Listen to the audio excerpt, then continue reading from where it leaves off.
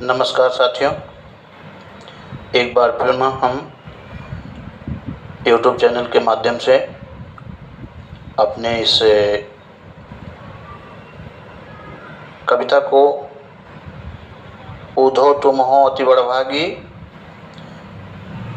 इसके पिछले वीडियो में मैंने इसका भावार्थ बताया था और इस दूसरे वीडियो में मैं इसका शिल्प सौंदर्य बताना चाहूँगा। यानी शिल्प सौंदर्य में प्यारे बच्चों,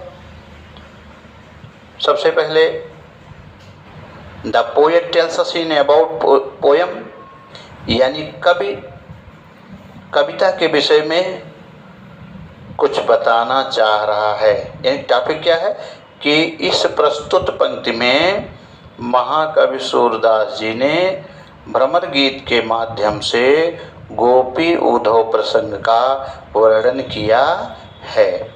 अगर ऐसे प्रसंग लिखा जाए तो इस तरह से प्रसंग भी लिखा जाएगा कि प्रस्तुत कविता हमारी पाठ्यपुस्तक क्षितिज भाग 2 के सूर्य के पद नामक शीर्षक से लिया गया है।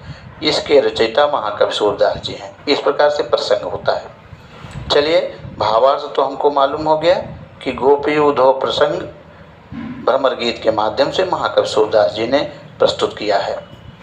अब सवाल उठता है कि शिल्प सौंदर्य या काव्य सौंदर्य जो होता है वो भाषागत विशेषताएं होती हैं कि प्रस्तुत छंद किस भाषा में लिखी गई है।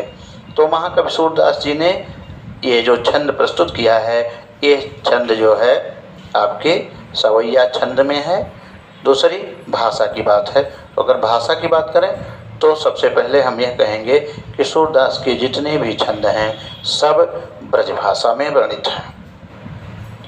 अब रहा सवाल रस का, तो सबसे पहले हम ये बताएंगे कि ये रस जो है श्रृंगार रस है। लेकिन श्रृंगार रस में दो भेद होते हैं, एक संयोग और एक विप्रलंभ यानी वियोग।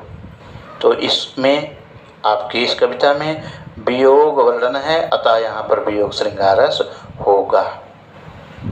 तो आपका ये हो गया, भाषा हो गई, आपके छंद हो गया, रस हो गया। अब आते हैं लौट करके हम अलंकारिकता पर।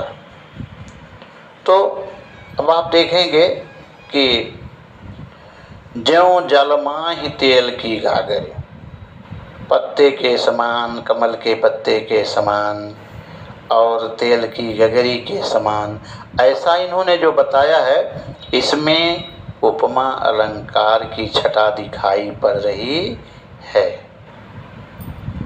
ठीक, अब आगे देखें कि सूरदास अबला हम भोरी गुर चाटी ज्यों पागी। तो अब इसमें भी गुड़ और चीटी का संबंध है।